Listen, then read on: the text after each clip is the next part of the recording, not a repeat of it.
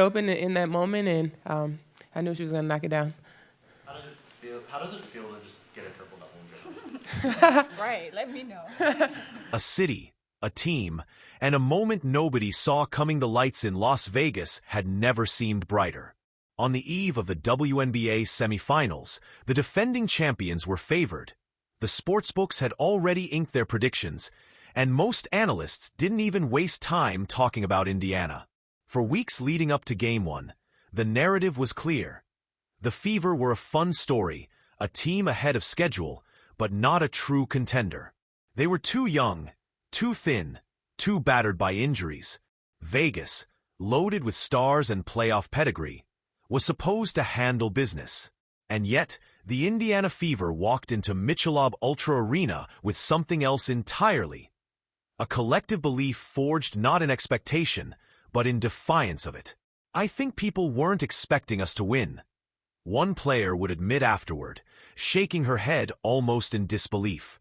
So we came out playing with nothing to lose. We're playing with joy, a lot of love for each other, and I think that shows up on the court. That single reflection captured the essence of Indiana's run. For months, the Fever had been battling not just opponents, but the weight of perception.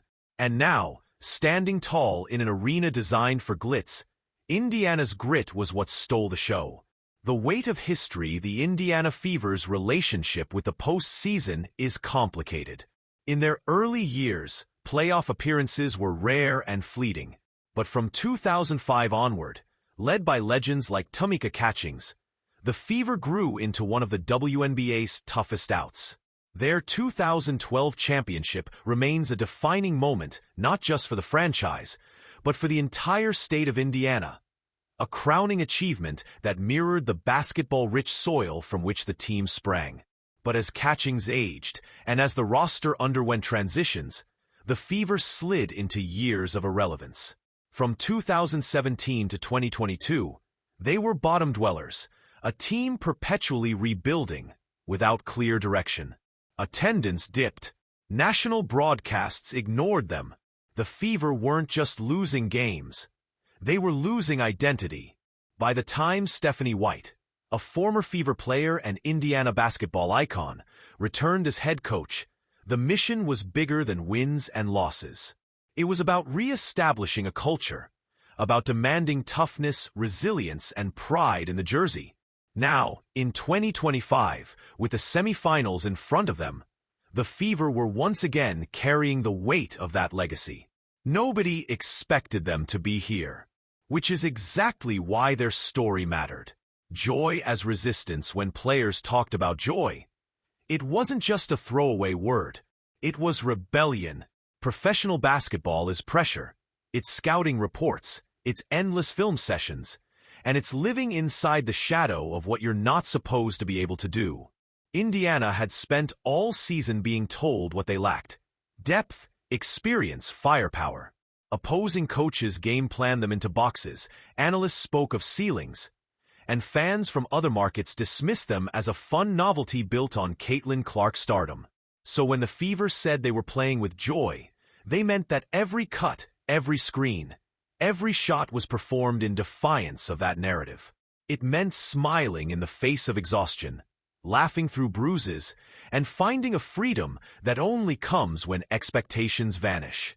Nothing to lose, everything to prove. Magical run, or hard reality.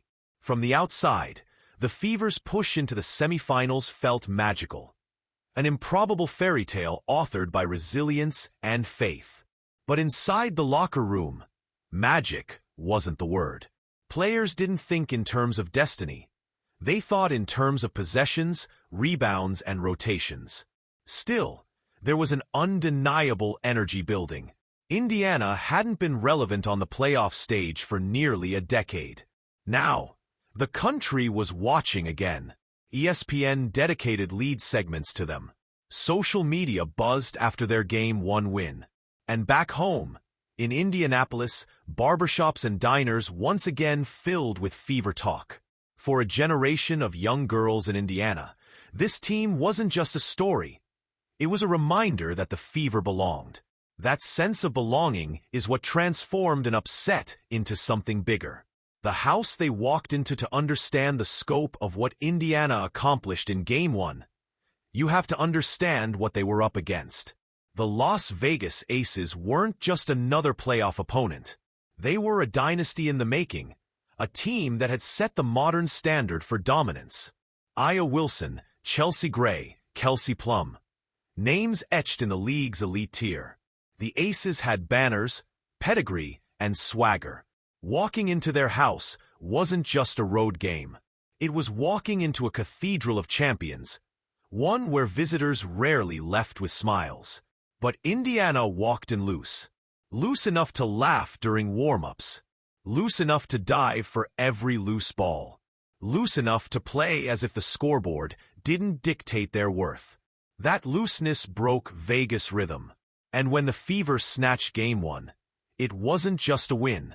It was a theft of aura, a blueprint written in sweat, the messaging that had been drilled into Indiana since last postseason came back in full. 50-50 balls. All the little things. It sounds simple, even cliché. But clichés become mantras for a reason. In playoff basketball, the difference between advancing and elimination isn't always talent. It's hunger.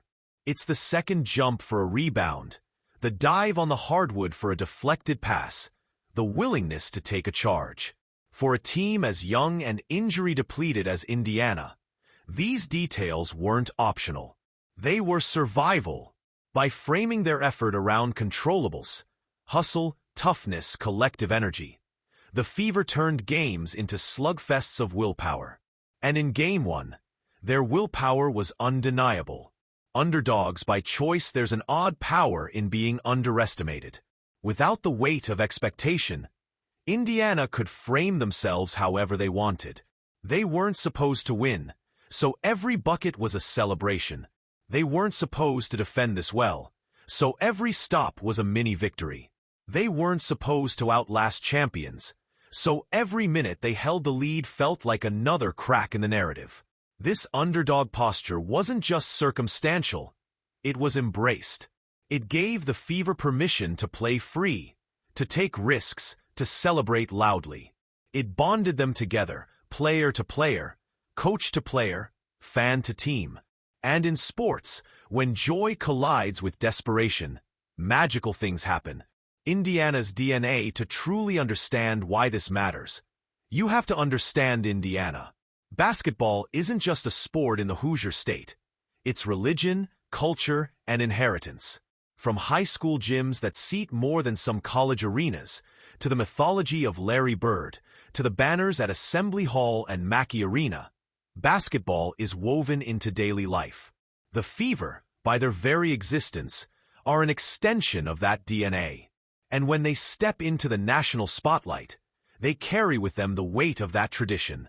Stephanie White understands this better than anyone. A Hoosier through and through, she played high school ball in Indiana, starred at Purdue, wore the Fever jersey, and now coaches the team she once bled for. For her, this isn't just basketball, it's identity.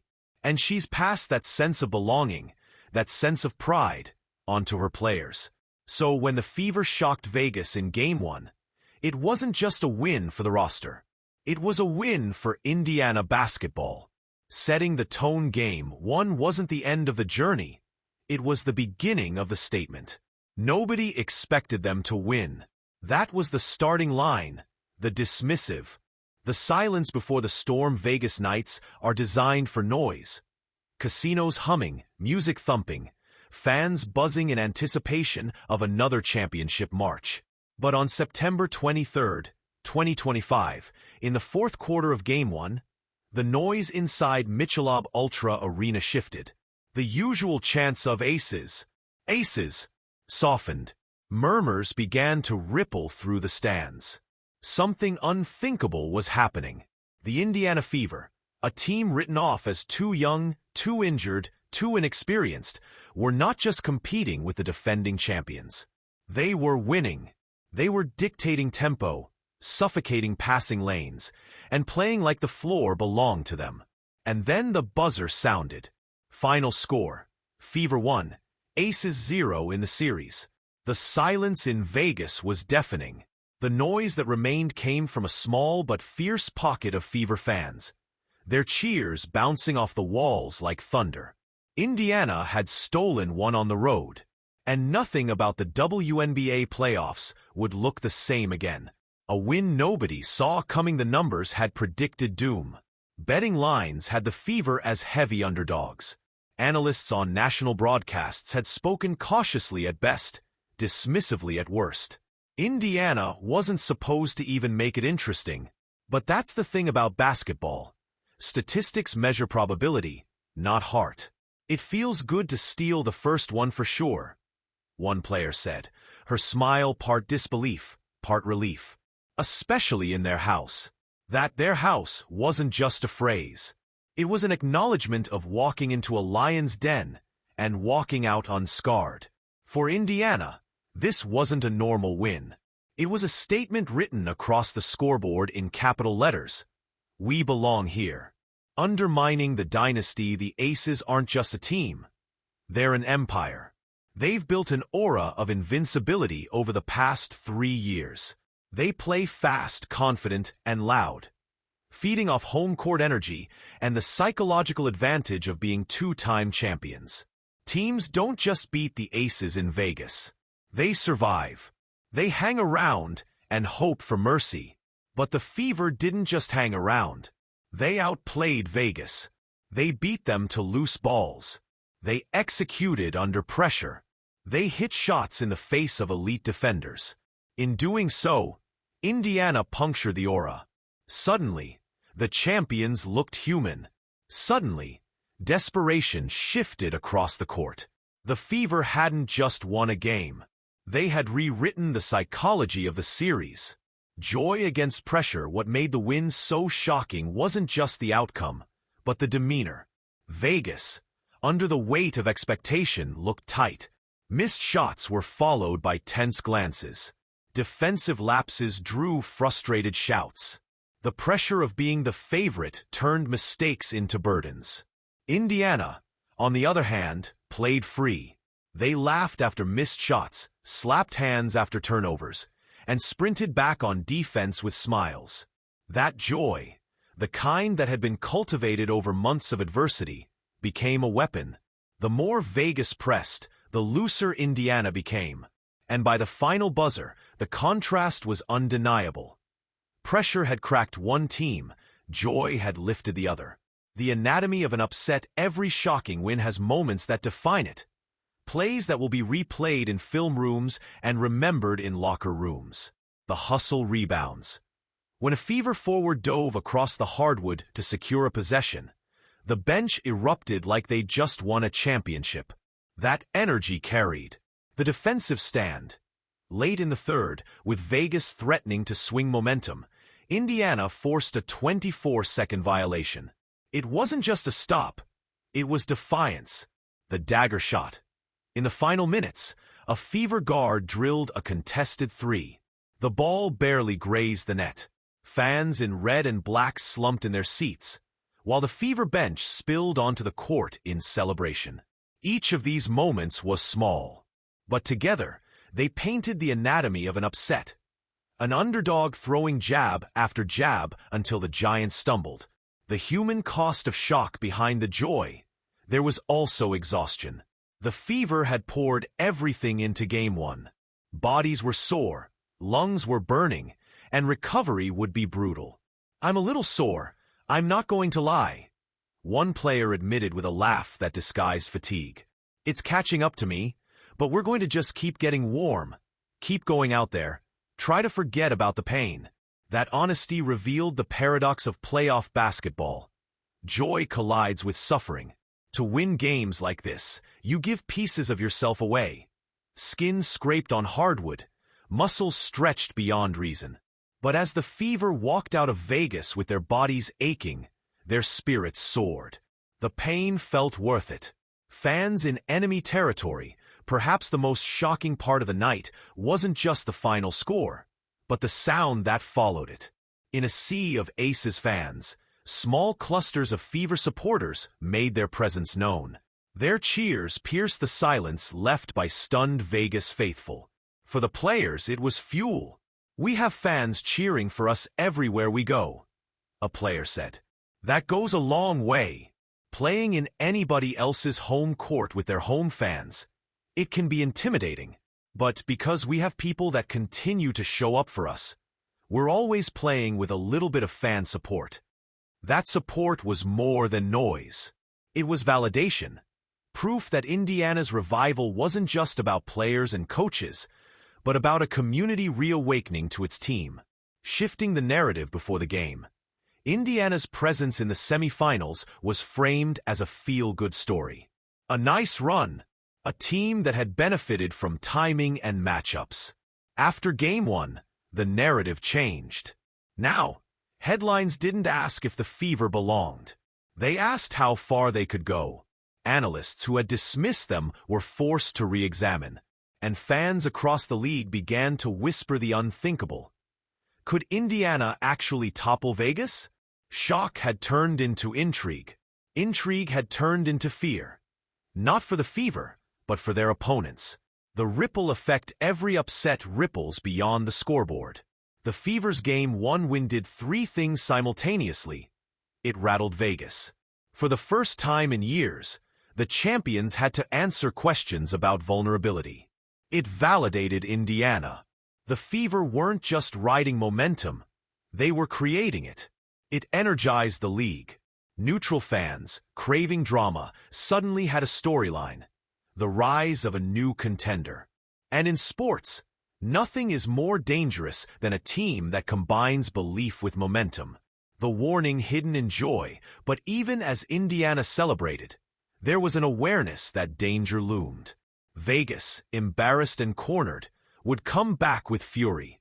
Game 2 would not be gentle, and the Fever knew it. "We expect a different effort from Vegas," Coach White said. "We were in the same situation last series. Your back is against the wall.